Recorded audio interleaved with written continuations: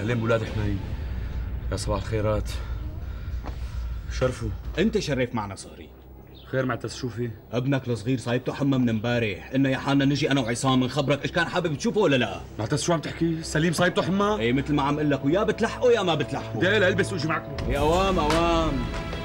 اخي ليش هيك عم تفول هالصبي؟ بعيد الشر عنه.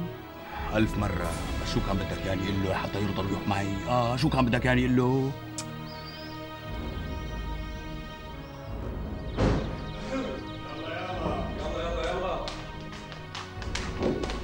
هون صدق من هون، شعرهم بالمربع.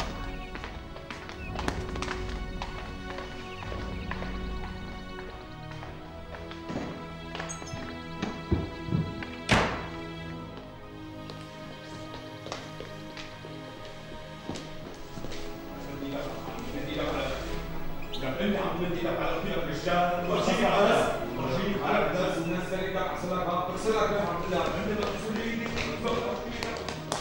شو في يا بيه دلال؟ مين اجا؟ يا بيه هذا اخي معتز وعصام ومام سهري سعيد وهيتهم عم يتخانقوا جوا. شو هالحكي؟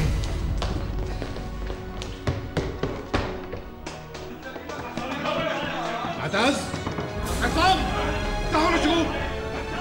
خليكم مع الاولاد بالاوضه. افتحوا لعندهم يا معتز! شو في يا جماعه؟ خليكي برا انت وبدك.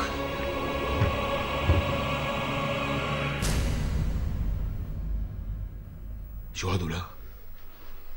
عم تتطاول على صهرك؟ وانت ولا كلب عم تمد ايدك على جوز اختك؟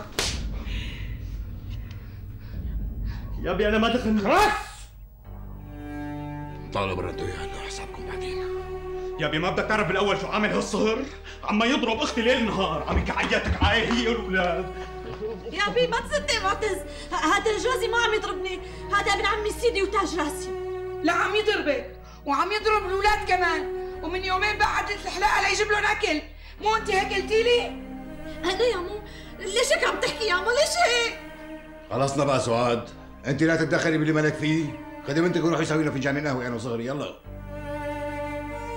ادرسوا الباب.